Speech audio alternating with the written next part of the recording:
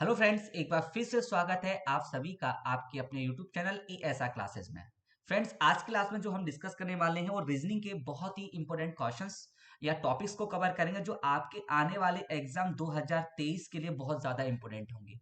चाहे वो आपका स्टेट लेवल का एग्जाम है या फिर आपको वो सेंट्रल लेवल का एग्जाम है, किसी भी प्रकार का एग्जाम हो जिसमें रीजनिंग सब्जेक्ट आता है उनके लिए ये क्लास बहुत ज्यादा इंपॉर्टेंट होने वाली है। तो चलिए बिना देर किए करते हैं हम क्लास की शुरुआत। देखिए, फर्स्ट क्वेश्चन आपकी स्क्रीन पर है, ध्यान से दीजिए प्रश्न का आंसर। देखिए क्वेश्चन नंबर फर्स्ट आपकी स्क्रीन पर है।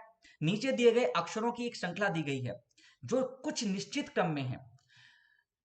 विकल्प में से श्रृंखला के अगले दो अक्षरों का चयन कीजिए। नंबर एक, बात आपने जैसे ही क्लिक किया तो आपका ये एक अल्फाबेट से रिलेटेड भी क्वेश्चन बोल सकते हो या फिर इसे मिसिंग नंबर का भी आप एक क्वेश्चन बोल सकते हो। तो देखो, यहां पर मैंने इस सीरीज को देखा। देखिए सीरीज क्या है, ZA XD VGTJRMP। देखो ध्यान से, अगर मैंने देखा इस श्रृंखला को तो एक पद बढ़ता जा रहा है, एक पद घटता जा रहा है। देखो, Z का होता है 26, A का होता है 1, X का होता है 24, D का होता है 4, B का होता है 22, G का होता है 7, T का होता है 20, J का होता है 10, R का होता है 18, M का होता है 13, P का होता है 16। तो देखो यहां पर आपने ध्यान से देखा तो एक श्रृंखला लगातार घटती जा रही है और एक संख्या लगातार बढ़ती है। देखो 26 से 24 -2, 24 से 22 -2, 22 से 20 -2, 20 से 18 -2, 18 से 16 -2। अब देखिए 16 से जो अगला पद आएगा एक अक्षर छोड़ के आएगा, 16 में से 2 घटाया 14 यानी हो जाएगा n। क्लियर है? अब देखिए 1 से 4 यानी +3 हो रहा है,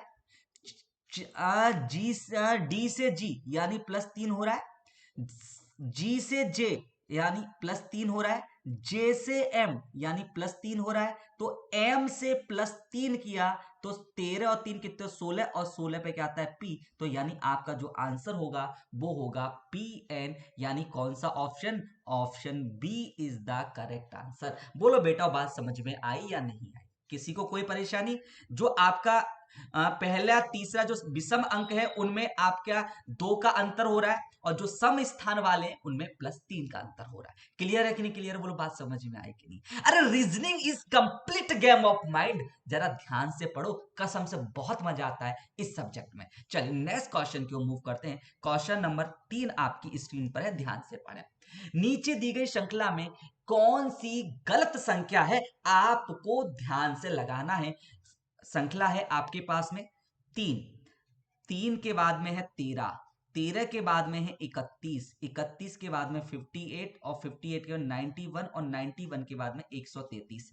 याद करो फ्रेंड्स, मैंने आपको क्या बताया था, अगर आपको गलत पद याद करना है तो यहां पर या तो कॉन्सेप्ट सीधे सीधे स्क्वायर का लगाइए या फिर आप यहां पर मल्टीप्लाई का कॉन्सेप्ट लगाइए, आपका गलत पद बड़ा इजिली तरीके से हो जाएगा। देखिएगा, 3, 3 के पास में आप क्या कर सकते हो, तो 3 बराबर 2 का स्क्वायर -1 कर सकता हूं, यानी 4 में से 1 गया, 3 आया कि नहीं आया? बोलो हाँ या ना। अच्छा, 13 को क्या कर सकते हो, तो यहां पर 4 का स्क्वायर -3 कर दूं। 4 का स्क्वायर कितना, 16, 16 में से 3 गए, बोलो 13 हुआ कि नहीं हुआ? अच्छा, यह 31 देखिए, 6 का स्क्वायर -5, ये विषम संख्या बढ़ती जा रही है तो 36 में से कितना घटाया आपने, 5 घटाया, 31 हुआ कि नहीं हुआ? यानी सम संख्या का स्क्वायर माइनस विषम संख्या, जस्ट उससे छोटी विषम संख्या, सम संख्या का स्क्वायर माइनस उससे जस्ट उससे छोटी विषम संख्या का क्या करना है आपको, विषम संख्या माइनस करनी है। अगला देखो, तो यहां पर 6 का हो गया, अब आपको करना है 8 का स्क्वायर -7, तो 8 8 64, 64 में से 7 घटाए तो आपका कितना होता है, 57 होना चाहिए, जबकि यहां पर कितना दे रखा है, 58 दे रखा है। तो बोलो गलत पद पता पड़ गया कि नहीं पड़ गया? बोलो हाँ या ना। क्लियर है? अगर देखो अगला करते हैं 10 का स्क्वायर -9, तो 100 में से कितना घटाते, 100 में से 9 घटाते, बोलो 91 हुआ कि नहीं हुआ? अगला आप करते 12 का स्क्वायर -11, तो 144 में से 11 घटाया, बोलो 133 हुआ कि नहीं हुआ? बोलो बाकी सारे पद आ रहे, केवल गलत क्या आ रहा है, केवल गलत आपका 58 आ रहा है, तो यह 58 की जगह क्या होना चाहिए था, 57 आना चाहिए। बोलो बात समझ में आ रही कि नहीं? समझ में आ रही तो वीडियो को लाइक करें, चैनल को सब्सक्राइब करें और ज्यादा से ज्यादा क्लास को शेयर करें ताकि और भी बच्चे इसके साथ जुड़ सके। बोलो बेटा बात समझ में आई? और अगर ऐसे मिसिंग नंबर की क्वेश्चन करने हैं तो एक बात गांठ बांध लेना, कम से कम आपको 35 तक वर्ग याद होने चाहिए और आपको 20 तक घनमूल याद होने चाहिए, घनमूल याद होने चाहिए, तो आप ऐसे क्वेश्चन बड़े इजीली तरीके से कर सकते हैं। क्लियर है? चलिए नेक्स्ट क्वेश्चन की ओर मूव करते हैं। अगला क्वेश्चन आपकी स्क्रीन पर, क्वेश्चन नंबर 3 आपकी स्क्रीन पर क्वेश्चन है। देखते ही आपने मूव किया तो आपको लगा कि सर ये क्वेश्चन कहां के आ गया, तो मेरे नॉन शेरो ये आपका है दिशा एवं दूरी से रिलेटेड। देखो हनीफ की इच्छा होती है कि वह अपने दोस्त जोसेफ के घर का पता लगाए, चलो ठीक है, जिसका घर उसके घर के पूरब में 20 किलोमीटर है। ये क्या कह रहा है, ये हनीफ भाई साहब थे, हनीफ जी, ये हनीफ है। अब ये जोसेफ से मिलना चाहते हैं, लेकिन जोसेफ का सीधा घर कहां है, 20 किलोमीटर दूर। कहां जाना पड़ेगा आपको, पूरब में जाना पड़ेगा। यहां पर जोसेफ जी बैठे हुए, ये जोसेफ से, चलो ठीक है। अब क्या कह रहा है ये क्वेश्चन, आगे क्या कह रहा है, अब इन्होंने क्या किया, चलो घूम के आते हैं। तो ये कह रहे हैं कि वो उत्तर दिशा में गए, यहां से पहले उत्तर में 5 किलोमीटर चला, पहले हनीफ कहां चला, 5 मीटर उत्तर की ओर चला, ये 5 किलोमीटर उत्तर की ओर चला, ठीक है, 5 किलोमीटर उत्तर की ओर चला। फिर उसके बाद दाहिने मोड़ लेकर 11 किलोमीटर चलता है। देखो ये जो डिस्टेंस है वो आपकी 20 किलोमीटर, ये ध्यान रखिएगा, तो 11 किलोमीटर इससे कम होगी, तो 11 किलोमीटर मैंने यहां तक मान ली। ये 11 किलोमीटर चला दाएं मुड़कर, क्योंकि उत्तर दिशा का दायां होता है पूर्व दिशा की ओर, होता है कि नहीं होता है, ठीक है। फिर उसके बाद दाहिनी ओर मुड़कर 9 किलोमीटर चलता है, तो ये वापस दाहिनी ओर, तो पूर्व दिशा का दायां होता है, दक्षिण की ओर कितना चला, 9 किलोमीटर, यानी ये पूरा 9 किलोमीटर का डिस्टेंस उसने कवर किया। उसके बाद वापस कहां मुड़ लेता है, बाईं ओर मुड़ता है और 9 किलोमीटर चलता है, वापस बाईं ओर मुड़कर कितना चलता है, 9 किलोमीटर चलता है, यहां से 9 किलोमीटर चला। अब बताना है, अब भाई साहब यहां पर आके वो क्या हो गया, जोसेफ को खोजने में मुश्किल में पड़ गया। अब आप बताओ हनीफ को जोसेफ को मिलने के लिए कहां जाना चाहिए, किस दिशा में चाहिए और कितनी दूरी ट्रेवल करनी चाहिए। अब देखिए यहां से हम क्वेश्चन को करते हैं, तो सबसे पहले ध्यान से देखिए, देखो यहां पर ये आपकी कितनी थी, ये आपकी 11 थी, तो ये भी कितनी हो जाएगी 11, बाकी ये कितनी थी, बाकी ये कितनी बची, तो बाकी ये 9 बची कि नहीं बची, बोलो हाँ या ना। यहां से ये 9 बची और ये 11, तो टोटल मिला के बिल्कुल सीध में आया कि नहीं आया यहां से, यानी ये बिल्कुल जोसेफ के घर की सीध में आ गया, ठीक है। अब यहां से देखो ये डिस्टेंस जो ट्रेवल कर रहा है यहां से ये वाली डिस्टेंस कितनी है, ये डिस्टेंस आपकी 5 किलोमीटर होनी चाहिए थी, और ये इसने कितना चला 9, तो यानी 4 किलोमीटर एक्स्ट्रा चल दिया कि नहीं चल दिया। तो ये जो 4 किलोमीटर की डिस्टेंस है यही तो इसको ट्रेवल करनी है, यही तो इसे ट्रेवल करनी है, लेकिन यहां पर क्यों नीचे की ओर है, तो इसे ये कहां जाना पड़ेगा, इसको ऊपर की ओर जाना होगा, यानी पूर्व दिशा से कहां मुड़ना होगा, इसे पूर्व दिशा से बाईं ओर मुड़ना होगा। तो ये बाएं टर्न लेना पड़ेगा और कितना किलोमीटर चलना पड़ेगा, 4 किलोमीटर इसे चलना होगा। तो यहां से ऑप्शन कौन सा सही है, option B is the correct answer. कि अगर प्रेजेंट लोकेशन से अगर वो जोसेफ के घर जाना चाहता है तो उसे बाया टर्न लेकर 4 किलोमीटर कहां चलना पड़ेगा, डिस्टेंस ट्रेवल करना होगा, तो वो अपने फ्रेंड के पास पहुंच जाएगा। क्लियर है, क्योंकि ये आपका 5 किलोमीटर, तो ये भी 5 किलोमीटर, ये 11 किलोमीटर और 9 यहां पे चला है, तो टोटल 11 और 9 कितना हो गया, 20 हो गया कि नहीं हो गया फ्रेंड्स। तो केवल आप जो नीचे एक्स्ट्रा आया था उसके बराबर ही तो उसके वापस ऊपर जाना होगा, ठीक है। तो चलिए अगले क्वेश्चन की ओर मूव करते हैं। नेक्स्ट क्वेश्चन आपकी स्क्रीन पर, क्वेश्चन नंबर 4 आपकी स्क्रीन पर है। यदि माइनस है गुणन, यदि माइनस को क्या बोला इसने, माइनस के चिन्ह को रिप्रेजेंट किया इसने गुणे के चिन्ह से, प्लस को इसने किससे नोट किया है, प्लस को इसने नोट किया है डिवाइड से, ठीक है। इन जो आपका स्टार का चिन्ह है उसको इसने माइनस से रिप्लेस किया है और भाग के चिन्ह को इसने रिप्लेस किया है जोड़ से, ये आपको ध्यान रखना है। अब आपको ये पता लगाना है कि इस कौन सा समीकरण क्या है, संतुलित। तो अब देखिए इसमें आपको प्रत्येक संतुलित को समीकरण को क्या करना होगा, संतुलित करना चाहिए। तो पहला क्या 9, देखो प्लस की जगह क्या है, प्लस की जगह आपका भाग, तो आपने कर लिया भाग कितना हो गया 3, और माइनस की जगह क्या है इंटू, तो आपने कर लिया इंटू कितना हो जाए 1, और भाग की जगह क्या दे रखा है प्लस, तो प्लस कर लिया 9। आपके बराबर 10 आने चाहिए, अगर आ रहा है तो समीकरण सही है, वरना क्या है गलत। तो देखिएगा सबसे पहले हमने बोर्ड मास का नेम किया। बोर्ड मास क्या कहता है, पहले आप ब्रैकेट्स को कीजिए, उसके बाद में ऑफ या का के चिन्ह को कीजिए, उसके बाद डिवाइड। 9 में 3 का भाग दिया, कितनी बार आ गया 3, और 3 को 1 से मल्टीप्लाई किया और फिर उसमें 9 जोड़ दिए, तो 3 एकम 3 और 9 कितने हो गए 12। तो इस जो समीकरण है इसका जो सॉल्यूशन आ रहा है वो 12 आ रहा है, जबकि इक्वल टू कितना दे रखा है 10 दे रखा है, तो ये गलत हो गया कि नहीं हो गया? क्लियर है। दूसरा अगर मैंने ऑप्शन बी को चेक किया तो देखिए 15, ये स्टार का मतलब क्या है, माइनस कितना हो जाएगा 2, और माइनस का अर्थ कितना है, इनटू में कितना हो जाएगा 3, और प्लस की जगह क्या है, प्लस की जगह भाग, भाग हो जाएगा कितना 3। तो इसका आंसर आपका 39 आना चाहिए। क्या सही है? देखिए 3 में 3 का भाग दिया, कितना हो गया 1, 1 को 2 से मल्टीप्लाई किया, 2 एकम 2, और 15 में से 2 घटाए, 15 में से 2 घटाए, तो आपका आंसर यहाँ 13 आ रहा है, जबकि यहाँ 39, तो ये भी गलत हो गया। ऑप्शन सी को आपने चेक किया, देखो सी को चेक किया 5, डिवाइड का अर्थ क्या आता है, डिवाइड का अर्थ है प्लस, आपने प्लस कर लिया, कितना हो गया 8, और उसका माइनस का अर्थ क्या है, माइनस अर्थ है इनटू, तो इनटू हो गया 3, स्टार का मतलब क्या है, माइनस, माइनस किया 3, तो आपका आंसर 36 आना चाहिए। तो देखो 8 या कितने हो गए 24, जो पहले मल्टीप्लाई को करेंगे, 24 और 5 कितने 29, 29 में से 3 घटाया, तो आपका आंसर 26 आना चाहिए था, जबकि यहाँ क्या है 36, तो ये भी क्या हो गया गलत।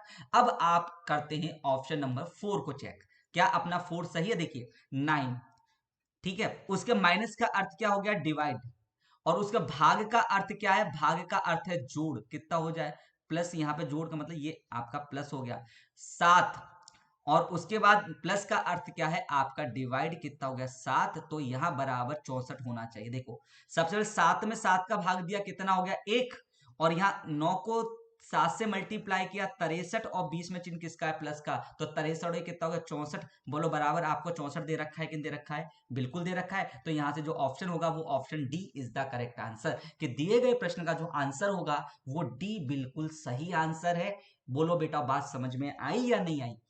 अब जल्दबाजी में आप, अगर कोई एजुकेटर कोई आपको बताता है कि आप ऑप्शन पहले बी को चेक कीजिए, सी को चेक कीजिए, तो केवल वो अपने क्वेश्चन वो सेट इस तरह का रखा है जिससे कि आपका सॉल्यूशन इजीली निकल आए, लेकिन एग्जाम में आपको प्रत्येक ऑप्शन को चेक करना ही होगा, इसकी कोई शॉर्ट ट्रिक नहीं है। शॉर्ट ट्रिक है कि आप थोड़े ज्यादा प्रैक्टिस करें ताकि आपका जो समय है इन इक्वेशन को सॉल्व करने में कम लगे। ठीक है, चलिए नेक्स्ट क्वेश्चन को मूव करते हैं। क्वेश्चन नंबर 5 आपकी स्क्रीन पर है।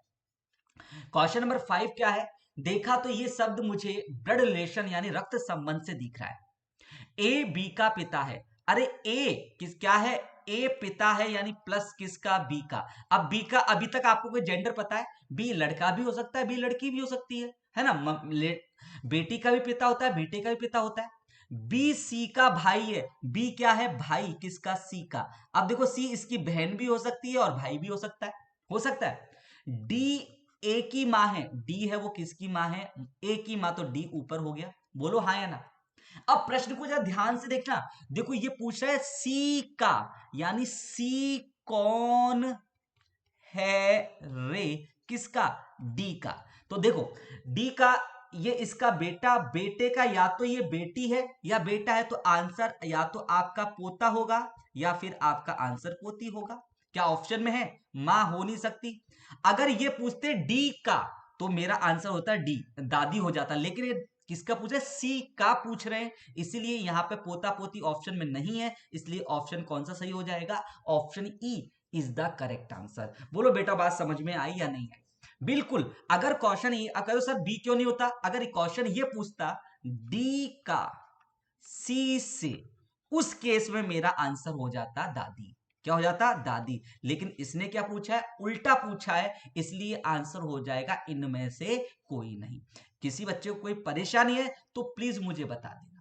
चलें अगले क्वेश्चन पे मूव करें। अगला क्वेश्चन आपकी स्क्रीन पर है। क्वेश्चन नंबर 6 कैलेंडर से रिलेटेड है। यदि किसी माह का 10वां दिन शनिवार होता है तो उस माह का 27वां दिन कौन सा होगा? देखिए फ्रेंड्स बड़ा इजी क्वेश्चन है। यहां देखिए आपसे छोटी तारीख देके बड़ी तारीख पूछी गई है, तो सबसे पहले आपको दोनों तारीखों का अंतर करना है। तारीखों का क्या करना है, अंतर करना है, और अंतर के बाद में जो आए उसमें कितने का भाग देना, 7 का।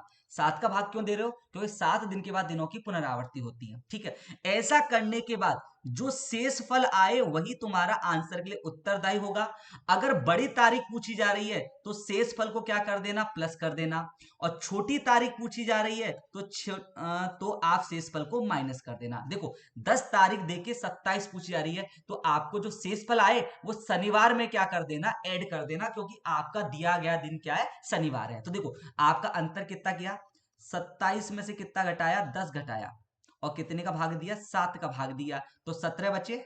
17 में 7 का भाग दिया तो 7 दूना 14, शेषफल कितना बचा, 3/7। तो आपका जो शेषफल 3 बच रहा है, इस शनिवार में कितना जोड़ दो, 3 जोड़ दो। शनिवार में आपने 3 जोड़े तो देख, 1 जोड़ा तो रविवार, 2 जोड़ा तो सोमवार, और 3 जोड़ा तो क्या आ जाएगा, मंगलवार। तो आपका आंसर कौन सा सही है, आपका मंगलवार इज द करेक्ट आंसर। बोलो बेटा बात समझ में आई या नहीं आई? बस तरीका सीख लो कि आप जो 2 दिन दे रखे उनका अंतर करो। अंतर में कितने का भाग, 7 का। 7 का भाग क्यों दिया, क्योंकि 7 दिन के बाद दिनों की पुनरावृत्ति होती है, इसलिए हम कितने का भाग दे रहे हैं, 7 का भाग दे रहे हैं। ठीक है, और जो शेषफल आ रहा है, अगर शेषफल अगर तारीख पूछी गई है बड़ी तो जोड़ दो, और तारीख पूछी गई है छोटी तो घटा दो। अगर शेषफल 0 बचता है, शेषफल अगर आपका 0 बचे तो दिया गया दिन ही आपका उत्तर होगा। दिया गया दिन ही आपका क्या होगा, उत्तर होगा, अगर शेषफल क्या बचे, 0 बचे। क्लियर है या नहीं क्लियर है?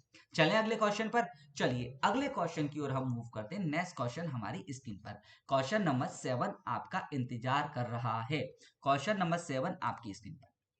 क्वेश्चन नंबर 7 को अगर मैंने ध्यान से देखा तो ये तो मुझे कथन निष्कर्ष का दिख रहा है, और तुम्हें ये पता है कि आजकल कथन लॉजिकल रीजनिंग हर एक एग्जाम में बहुत ज्यादा आ रही है, तो इस पर भी हम कमांड करने की क्या करेंगे, कोशिश करेंगे। देखो कथन है सभी फोटो हस्ताक्षर है।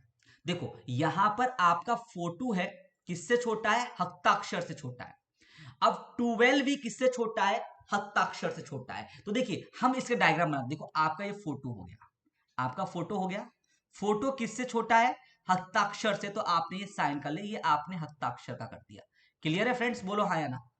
अब देखिए जो हस्ताक्षर है वो बाप जो आपका 12 है, 12 भी आपका किससे छोटा है, हस्ताक्षर से, यानी पूरा का पूरा 12 किसके अंदर आएगा, हस्ताक्षर के अंदर। तो आपने पहला इसको बिना किसी से टच किए अलग बना दिया, आपने 12 को ये कर दिया। बोलो हाँ या ना, आपने 12 कर दिया।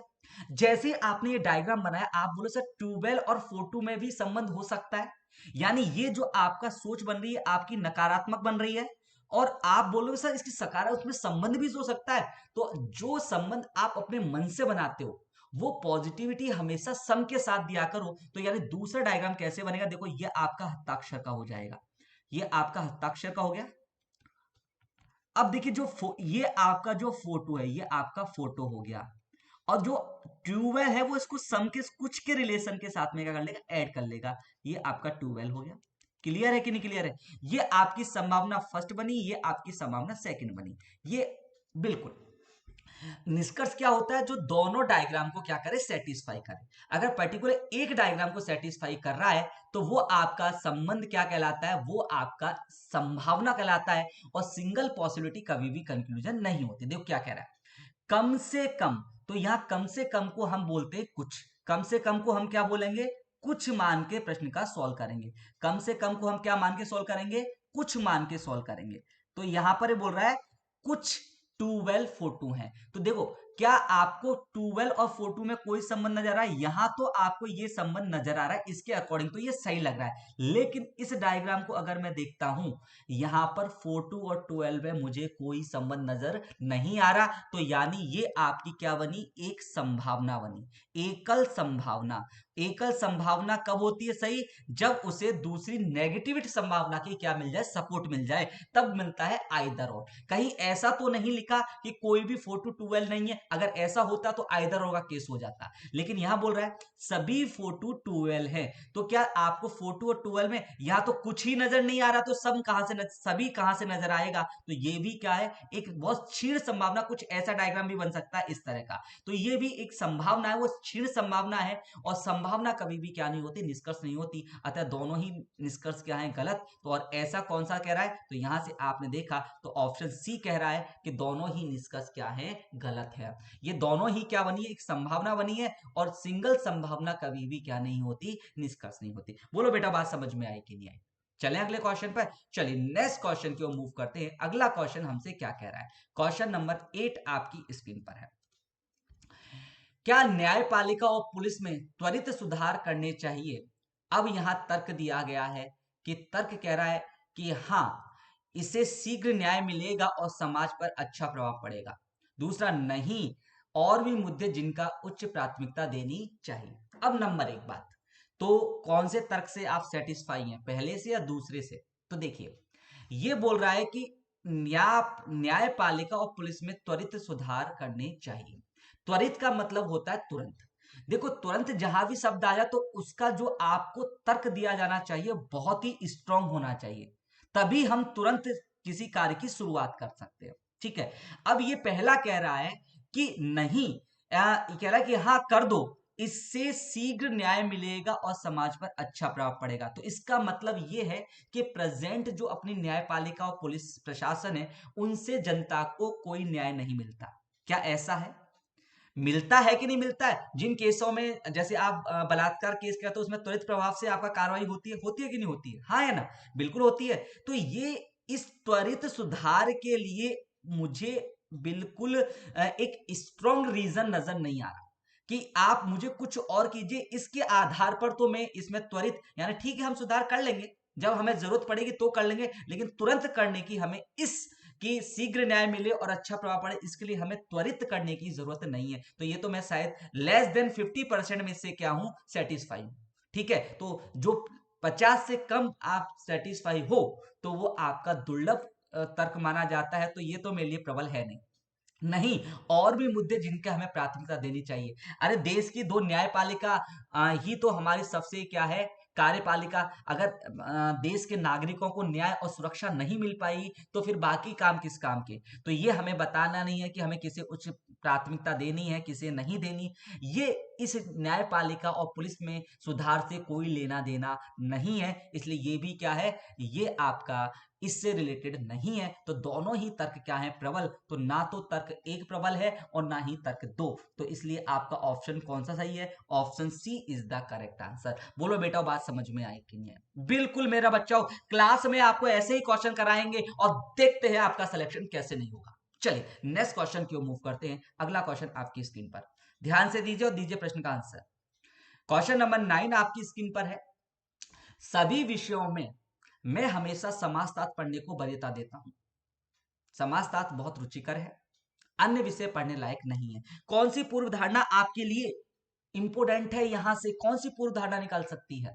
देखिएगा, अगर यहां से पूर्व धारणा जिसमें क्यों किस लिए का आंसर होता है, वो पूर्ण धारणा होता है। क्यों किया, क्यों पढ़ रहा हूं, वरीयता क्यों दे रहा हूं, तो ये समाज शास्त्र बहुत रुचिकर है। तो ये बताओ, क्या ये पूर्व धारणा निकल के आ रही? हो सकता है वो उसमें क्या हो, कमजोर हो, कमजोर हो इसलिए अपना स्ट्रांग बनाने के लिए उसे पढ़ता हो सकता है। और कभी कभी क्या पता, कहते हैं कि उसे पढ़ने में मजा, हाँ समाजशास्त्र बहुत रुचिकर है, रुचिकर और बहुत रुचिकर। अगर बहुत रुचिकर होता तो यहाँ पर प्रत्येक भारतीय, प्रत्येक व्यक्ति का जो फेवरेट सब्जेक्ट होता वो समाजशास्त्री होता, सोशल साइंस होता। क्या प्रत्येक भारतीय या प्रत्येक व्यक्ति का जो रुचिकर सब्जेक्ट है क्या समाजशास्त्र है? नहीं है ना, ये क्या पॉसिबिलिटी बनी? तो ये आपका, मैं इससे सेटिस्फाइड हूं कि ये रुचिकर है या नहीं। हो सकता है वो कमजोर हो सकता है उसे असाइनमेंट मिलता हो, सामाजिक समाजशास्त्र में उसे वर्क मिलता हो, तो ये पॉसिबिलिटी नगण्य है, मैं इससे सेटिस्फाइड नहीं हूं। अन्य विषय पढ़ने लायक नहीं है, ये ऐसा कहीं इसमें नहीं लिखा गया कि अन्य विषय पढ़ने लायक नहीं है। अगर नहीं है तो फिर पढ़ता क्यों है? कि फिर तो ये लिखता कि मैं केवल समाजशास्त्र पढ़ता हूं। अगर केवल शब्द का प्रयोग करता तो मैं भी हो सकता था ये पढ़ने लायक ना हो उसके लिए। ठीक है, तो ये भी क्या है, गलत। तो ना तो एक पूर्व धारणा सही है और ना ही दूसरी सही है, तो दोनों ही पूर्व धारणा क्या है, गलत है। तो option C is the correct answer. Clear है? चलिए नेक्स्ट क्वेश्चन पे, क्वेश्चन नंबर 10 आयु से रिलेटेड क्वेश्चन है। महेश की आयु पवन की आयु से दुगनी है, राहुल की आयु पवन की आयु से आधी है। यदि महेश की 60 वर्ष का है तो राहुल की आयु का आधा ज्ञात कीजिए। प्रश्न को पहले ध्यान से पढ़ लीजिए, किसका आधा पूछ रहा है, राहुल की आयु का आधा पूछ रहा है। तो देखिए, आपको जो गिवन यहां पर दे रखा है मेरे बच्चों, वो महेश दे रखा है, महेश दे रखा है। महेश की आयु कितनी दे रखी है आपको, 16 ईयर दे रखी है।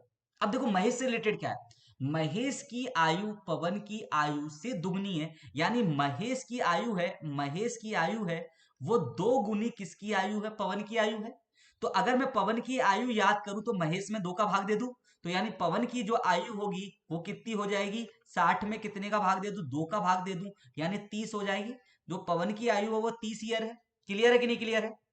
और राहुल की आयु पवन की आयु की आधी है, यानी राहुल की आयु करूं तो जो आपकी पवन की आयु है उसकी आधी है, तो पवन की आयु कितनी दे रखी है आपको 30, 30 में 2 का भाग दिया तो कितना आ गया 15, यानी राहुल की आयु कितनी है 15 ईयर है। अगर राहुल की आयु पूछता तो 15 हो जाता, लेकिन इससे क्या पूरा है राहुल की आयु का आधा, तो 15 में आपने 2 का भाग दिया कितने आ गया 7.5 आया कि नहीं आया, तो आपका आंसर हो जाएगा option D is the correct answer. बोलो बेटा बात समझ में आ रही है कि नहीं आ रही। अगले क्वेश्चन पे मूव करूं। अगर क्वेश्चन समझ में आ रहा है तो चैनल को सब्सक्राइब जरूर कर लो, ज्यादा ज्यादा क्लास को क्या करें शेयर करें, ताकि आपके साथ और भी बच्चे इस चैनल के साथ जुड़ सके। चलें नेक्स्ट क्वेश्चन, क्वेश्चन नंबर 11 आपकी स्क्रीन पर है, ध्यान से पढ़ो रे, ठोको रे लाइक फटाफट ज्यादा ज्यादा। देखो एक बस जब चलती है तो उसमें निश्चित संख्या में कुछ यात्री बैठे थे। पहले स्टॉप पर बस से आधे यात्री उतर गए, 35 यात्री बस में चढ़े, दूसरे स्टॉप पर 1/5 यात्री उतर गए और 40 यात्री चढ़े। उसके बाद बस में 80 यात्री थे तो और बिना रुके गंतव्य की ओर गई। तो बताओ बस में कितने यात्री थे। तो आपको आरंभ में बताना है कि बस में कितने यात्री ने यात्रा शुरू की। देखिएगा यहां मुझे नहीं दे रखी तो मैंने यात्री यहां एक्स मान लिया, ध्यान से समझिएगा। या बस जब चलना शुरू की थी, चलना शुरू किया था उसमें कितने थे एक्स व्यक्ति थे, ठीक है। अब चलने के बाद जैसे ही ये स्टॉप ए पर पहुंची तो इसमें से एक्स का आधा, मतलब एक्स का आधा व्यक्ति तो उतर गए यानी वो बस से अलग हो गए। तो बस में कितने बचे, तो एक्स वाई 2 तो बचे, यानी यहां पर शेष यात्री कह रहा हूं मैं, ए पर बस में कितने यात्री थे, तो ए एक्स बट्टा 2 तो उतर गए, तो बचे कितने, अगर 10 यात्री थे 10 में से 5 उतर गए तो 5 तो उसमें बचे ना, तो एक्स वाई 2 तो उस बस में बचे, और कितने ऐड हो गए इसमें 35 ऐड और हो गए, यानी ए से जब बस चली तो उसमें कितने यात्री थे एक्स वाई 2 प्लस में 35, ठीक है। अब जैसे ही बी स्टॉप पे पहुंची तो इसमें से क्या हुआ, तो जितना ये था उसका 1/5, तो देखो अगर एक में से पूरा पार्ट एक होता है, एक में से 1/5 घटाऊं तो शेष कितना होगा, तो इसके नीचे एक मान लिया, एलसीएम 5 लिया तो शेष कितना हुआ, 5 में से एक घटाया तो 4/5 शेष बचा कि नहीं बचा। अगर 1/5 निकल गया तो शेष कितना बचा 4/5 किसका, x/2 प्लस 35 का 4/5, 4/5 यात्री बी पर मौजूद थे।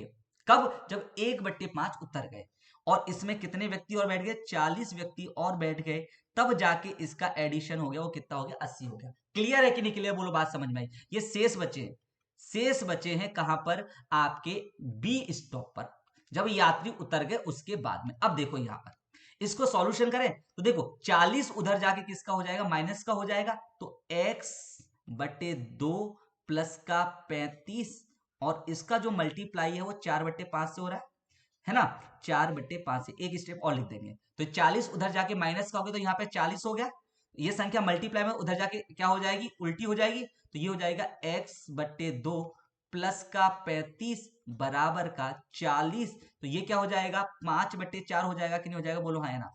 तो ये कितनी बार कट गया 5/4, एक मिनट उल्टा लिख दिया 5/4, ये उल्टा, तो 5/4 कट गया तो कितना हो गया 10 बार, तो ये 50 हो गया कि नहीं हो गया, 50 हो गया। तो आपने यहां पे किया तो x/2 प्लस में 35 बराबर 50, ये उधर जाके किसका हो जाएगा, हाँ हाँ गलत कर, 40 80 माइनस 80, तो ये उधर जाके किसका हो जाएगा, देखो 4/5, तो 5 ऊपर 10 बार 50 हो गया। अब देखिए यहां से आपने किया तो कितना हो गया x/2 इज इक्वल प्लस का, तो उधर जाके किसका हो जाएगा माइनस का, तो 50 में से 35 घटाए कितना बचा 15 बचा कि नहीं बचा। तो अगर आपने x की वैल्यू निकाली तो 15 इंटू में कितना हो जाएगा 2, तो बराबर कितना हो जाएगा 30, तो यानी बस में कितने यात्री चढ़े थे, बस में 30 यात्री चढ़े थे जब बस ने स्टार्ट करना शुरू किया था। चलो एक बार चेक आउट कर लेते हैं इसको, देखिएगा हम 30 मान के अपने क्वेश्चन को एक बार चेक आउट कर लेते हैं। स्टार्टिंग में कितने व्यक्ति थे, 30 व्यक्ति थे, चलो ठीक है, 30 छड़े, स्टॉप ए पर क्या हुआ कि इसके आधे उतर गए थे, यानी 15 उतर गए, तो बस में कितने बचे, 15, और उसके बाद कितने ऐड हो गए, 35 ऐड हो गए, तो बस में कितने व्यक्ति हो गए, टोटल 50 व्यक्ति हो गए कि नहीं हो गए, बोलो हाय ना। यानी 50 बी स्टॉप पे पहुंची, तो 50 में से 1/5, तो 50 का 1/5 कितना होता है मेरे बच्चों, 10 होता है कि नहीं होता है। 10 यात्री उतर गए, 10 यात्री उतर गए, तो इसमें कितने बचे, 40, और 40 और छड़ गए, तो इन दोनों की वैल्यू क्या 80 हो रही है, हाँ इन दोनों की वैल्यू 80 हो रही है। अतः मेरा ऑप्शन कौन सा सही है, B option is the correct answer. बोलो बेटा बात समझ में आई कि नहीं आई, क्लियर है। तो चलिए अगले क्वेश्चन की ओर मूव करते हैं। क्वेश्चन नंबर 12 आपका इंतजार कर रहा है बेसब्री से। तो देखिए, यदि किसी सांकेतिक भाषा में टेबल को 2 1 2 3 5 लिखा जाता है, तो उसी भाषा में ड्राइव को क्या लिखा जाएगा। देखिए फ्रेंड, क्वेश्चन में क्या है, TABLE को मेंशन किया गया है 2 1 2 3 5। आपको किसका है, DRIVE का कोड निकालना है। तो यहां पे अगर मुझे कोड निकालना, देखिए सबसे पहले मैंने मार्किंग की, टी का होता है 20, ए का 1, बी का 2, एल का 12, ई का 5। क्लियर है। देखिए यहाँ 1 की जगह 1 नजर आ रहा है, 2 की जगह 2 नजर आ रहा है, 5 की जगह 5 नजर आ रहा है, लेकिन 12 की जगह 3 आ रहा है। तो देखो इन दोनों जो एलिमेंट है, इन दोनों को जोड़ दूं, 1 और 2 कितना हो गया, 3, 2 और 0 कितना हो गया, 2 हो गया कि नहीं हो गया। ऐसे देखो डी का कितना होता है 4, आर का कितना होता है 18, आई का होता है 9, बी का होता है 22, ई का होता है 5। देखो 4 का 4, 8 और 1 कितना हो गया 9, तो आर का हो जाएगा 9, आई का भी कितना होता है 9, बी का 2 और 2 कितना हो जाएगा 4, और ई का हो जाएगा 5। तो यानी आपका 49945, 49945, यानी option A is the correct answer. बोलो बेटा बात समझ में आई कि नहीं, क्लियर है। चलिए अगले क्वेश्चन की ओर मूव कर रहे हैं। उससे पहले बेटा लाइक फटाफट करो, फटाफट लाइक करो, ज्यादा ज्यादा शेयर करो, ताकि और भी बच्चे इसके साथ जुड़ सकें। अगले क्वेश्चन की ओर मूव करते हैं। नेक्स्ट क्वेश्चन आपकी स्क्रीन पर है, ध्यान से पढ़ें और दें प्रश्न का आंसर। उस पद का चयन कीजिए जो दिए गए संबंध को नहीं दर्शाता। प्रश्न को ध्यान कर ले, कहीं ये मत पढ़ देना दर्शाता है। तो देखो व्युत्पत्ति का संबंध संरचना से है। जो देखो व्युत्पत्ति शास्त्र होता है, उसमें क्या किया जाता है, शब्द के जो क्रम का क्या किया जाता है, अध्ययन किया जाता है। ठीक है, ऐसे ही मनोविज्ञान है, उसमें मन का अध्ययन किया जाता है।